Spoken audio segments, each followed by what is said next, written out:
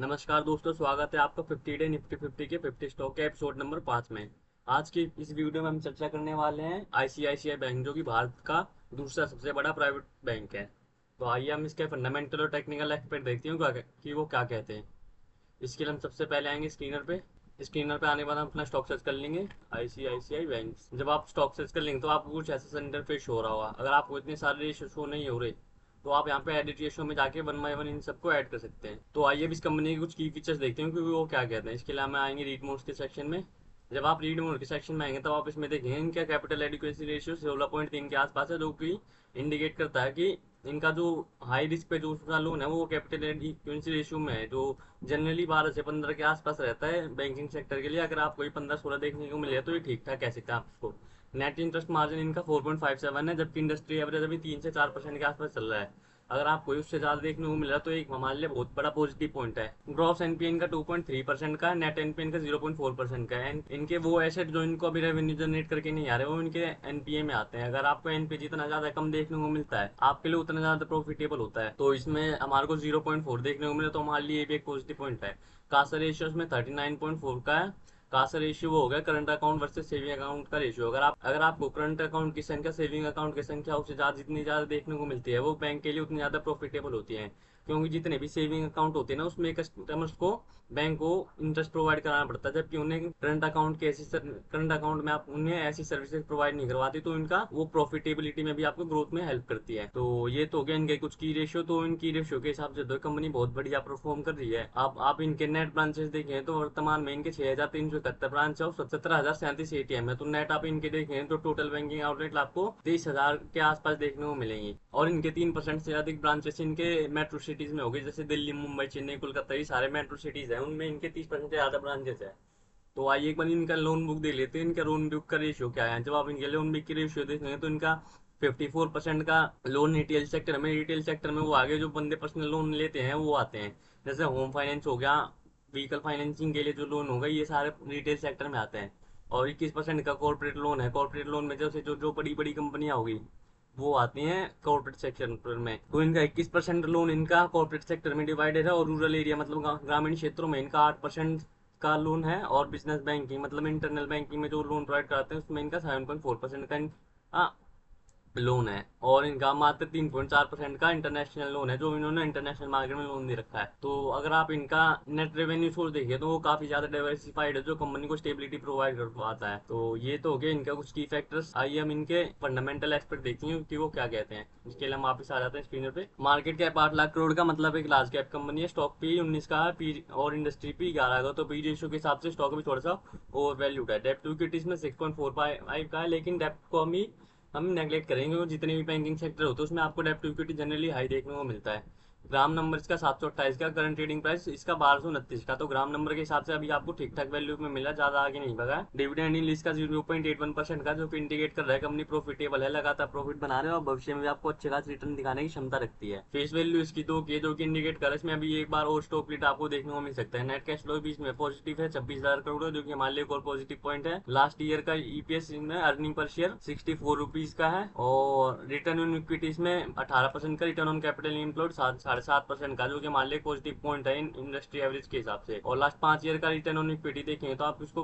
15% के आसपास देखने को मिलेगा, जो कि हम इसको ठीक ठाक ग्रोथ कह सकते हैं। अगर आपको कोई कंपनी ईयरली 15% के हिसाब से अगर आप ग्रोथ दिखा रहे हो तो आपके लिए पॉजिटिव फैक्टर है। एबिटा इसमें ईयरली 5 सालों में लगभग लगभग 23% के हिसाब से ईयरली ग्रोथ कर रहा है। तो ये भी हमारे लिए एक पॉजिटिव फैक्टर है, क्योंकि एबिटा अगर आपको लगातार ग्रो करता हुआ दिख रहा है तो कंपनी को स्टेबिलिटी प्रोवाइड करता है कि इनके कंपनी के जितने फाइनेंशियल हो काफी अच्छी तरीके से काम कर रहे हैं। पेट्रोस की स्कोर इसमें 6 का, तो पेट्रोस की स्कोर के हिसाब से लॉन्ग टर्म के लिए फिट बैठ रही है। तो ये तो हो गया इसका कुछ फंडामेंटल ओवरव्यू। आइए हम इसका प्राइस देखते हैं करंट में इसका प्राइस क्या कह रहा है। वर्तमान में इसका प्राइस 1229 के आसपास है और 50 डी में 1190 है और 200 डी में इसका 1105 का है। तो डेली मूविंग एवरेज के हिसाब से ठीक ठाक वैल्यू पे मिल रहा है। अगर आपको इसमें थोड़ी सी और गिरावट देखने को मिलती है और अगर आपको स्टॉक अगर 1190 से लेकर 1105 के आसपास देखने को मिलता है तो वो आप वहाँ पे एंट्री लेने का देख सकते हैं डेली मूविंग एवरेज के हिसाब से। तो ये तो हो गया इसका कुछ प्राइस एक्शन। आइए हम इसके प्रीवियस ईयर के प्रॉफिट एंड लॉस देखते हैं क्यों क्या कहते हैं। इसके अलावा आएंगे प्रॉफिट एंड लॉस के सेक्शन में। जब आप प्रॉफिट एंड लॉस के सेक्शन में आएंगे तो आप इसमें देखें आपको इसके रेवेन्यू में लगातार ग्रोथ देखने को मिले, जैसे 2018 में 62,000 करोड़, फिर 71,000 करोड़, फिर 84,000 करोड़, फिर 2021 में 79,000 करोड़, फिर 2022 में 95,000 करोड़, फिर 2023 में 1,21,000 करोड़ और लास्ट फाइनेंशियल ईयर 2024 में 1,60,000 करोड़ के लगभग रेवेन्यू जनरेट किया है। ये तो हो गया इनका रेवेन्यू। जब आप इनका नेट प्रॉफिट भी देखें तो आपके इसके नेट प्रॉफिट में आपको 2018 के बाद से अच्छी खासी ग्रोथ देखने को मिलेगी, जैसे 2019 में 5,500 करोड़, फिर 11,000 करोड़, फिर 20,000 करोड़, फिर 26,000 करोड़, फिर 2023 में 35,000 करोड़ और लास्ट फाइनेंशियल ईयर में इन्होंने 46,000 करोड़ का नेट प्रॉफिट ब्रोक किया है। तो जैसा हम पहले भी कहते हैं कि अगर आपको कंपनी लगातार आपको रेवेन्यू में ग्रोथ करती हुई दिख रही है और आपको प्रॉफिट में भी ग्रोथ करती हुई दिख रही है तो हमारे लिए एक पॉजिटिव फैक्टर होता है। कंपाउंड सेल्स ग्रोथ देखें आप इसके लास्ट 5 साल के तो ईयरली 17% की एवरेज के हिसाब से ग्रोथ कर रहा है, जो कि हमारे लिए बहुत बढ़िया पॉजिटिव पॉइंट है। अगर आपके किसी कंपनी के सेल में अगर आपको लगभग ईयरली 15% से ऊपर की अगर ग्रोथ देखने को मिलती है तो इंडिकेट करता है कि ये कोई भी स्टॉक अच्छी खासा परफॉर्म कर रहा है, भविष्य में आपको अच्छा खासा रिटर्न दिखा सकता है। और कंपाउंड प्रॉफिट ग्रोथ देखें तो आप लास्ट 5 सालों का तो 60% के एवरेज के से ग्रो हुआ है। तो ये तो हो गया इसका प्राइस एक्शन। आइए हम इसका शेयर होल्डिंग पैटर्न देखते हैं कि वो क्या कहता है। इसके लिए हम आएंगे इन्वेस्टर्स के सेक्शन में।